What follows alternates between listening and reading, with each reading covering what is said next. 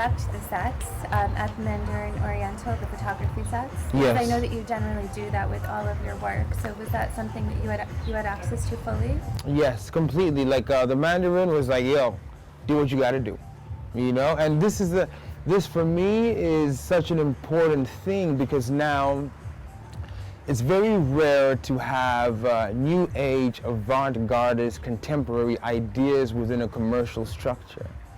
You know, it's like it's not a very usual thing. So this is the sort of status quo that my creativity and my imagination, it doesn't aim to break it. When I was younger, maybe I aimed to. Now I do, because the world is ready for the renaissance of the eyes. The metamorphosis of understanding is now, you know.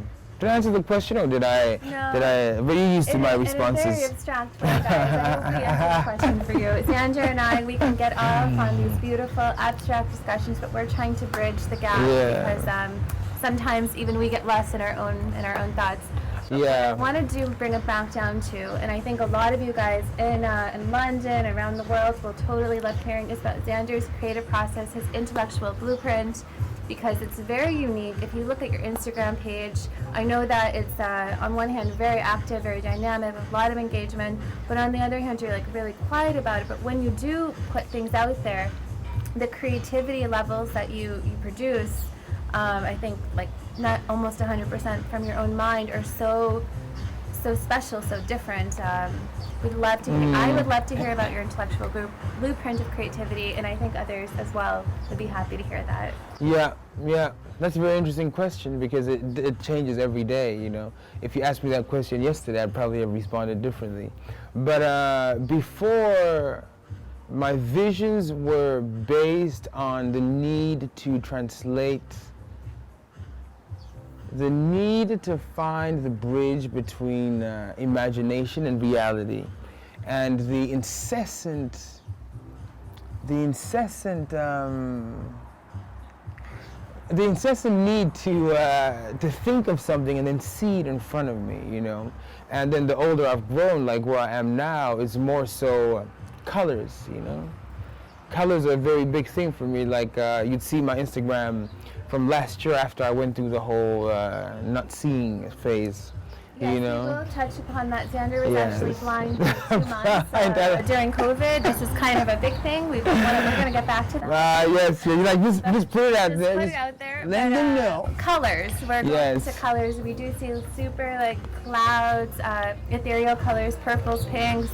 Tell us more about that. So all this happened after that incident last year, after June the 11th. So you probably see when you were blind. Yes. Okay.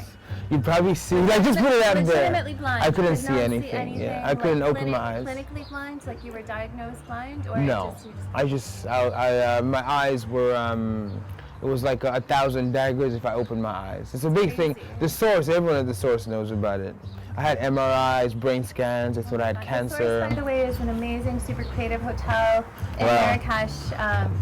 Yes, we'll get to that one too. We'll get to that also. Yeah, but if you see my Instagram after June the 11th, everything, you know, changed in regards to color. I was a new person. I grew up maybe 400 years, you know, inside my brain, because I was stuck in between parallel realities and lucid dreaming and astral projection, and my art changed completely after that, you know. But I think everyone's wondering, like, did you just wake up blind one day in June? I was on the phone and I looked at the light, and then the daggers happened. Then I passed out, rushed to the hospital, bandages on my eyes, went into a sort of lucid, unusual state for a few days. I didn't eat for a week. I was just simply, I wasn't there, you know, I was no longer there. I was not there, you know. I think I tell the story on my Instagram. It's there. It's crazy. What happened? It's a very long story, but it's a journey through parallel realities and me understanding what is the darkness, because a lot of my work before was drawn from the darkness, you know. Whereas here I realized that the darkness does not give, the darkness takes, you know, and the light gives. So as an artist, we are light givers. You know, because this is this is our core nature, to plant our roots into the ground and grow trees of wisdom that give birth to fruits of light, you know? And so would you say Dido is your latest release, your latest album, Dido? Yes. Which you can find on Spotify, on iTunes. Yes. Where else can we find it? You can find it actually on all the stores and everywhere. On all the stores? Yes, all the online stores. All the online stores. Yeah. So the latest release, Dido, was that a partial reflection of that experience of being blind? It's about this. It's about this. Yes, the visuals are very much about this. And also, if I can say this, like it was partially about something more intimate. Did you want to comment on that, or? Dido? Yes. Yes. It was really about a relationship, and also the amount of time I've lost from being with my mother, being with my family, on this quest, you know, on this journey for more, on this journey of creation. You know, for us to give birth to art within time is then removed from relationships, you know. So powerful.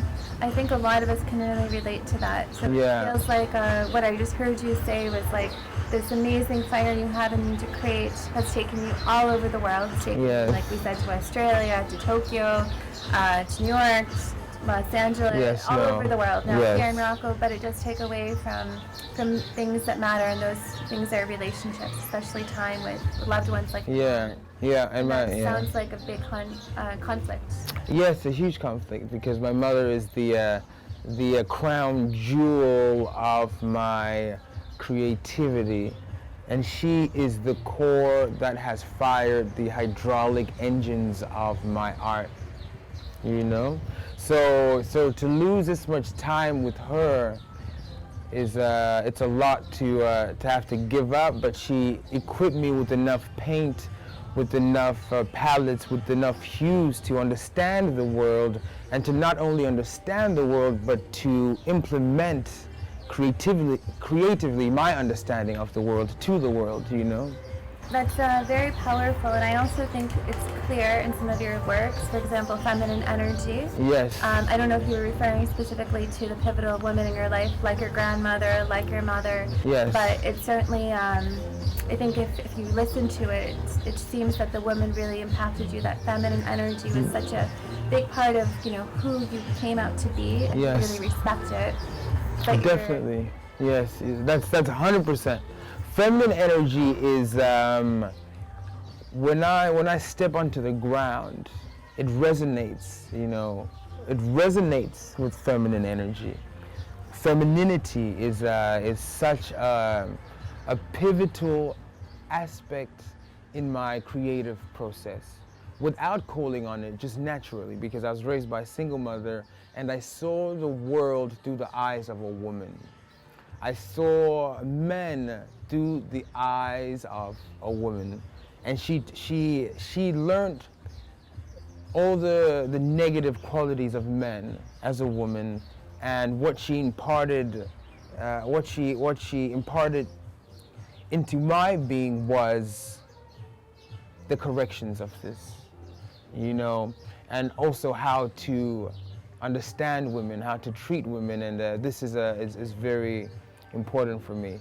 And my work is not shy of feminine energy. I'm not a male that is shy to embrace femininity, because I wasn't raised by a father who cut feminine energy from my spirit. it's beautiful and very strong. Yeah. And very much you can feel that when you listen to your music, when you vibe with it, like you feel relaxed, you feel at peace, you feel calm. That's beautiful. That's a whole vibe. That's from you.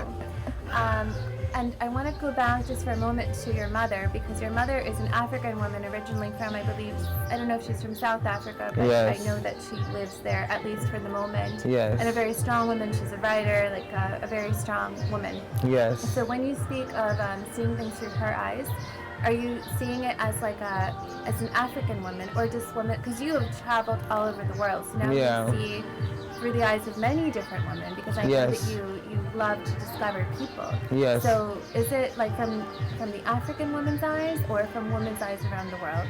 From the eyes of a woman. The eyes of a woman. And not just a woman, from the eyes of a mother. You see, a mother is a mother. Mother is a It's a mother, you know.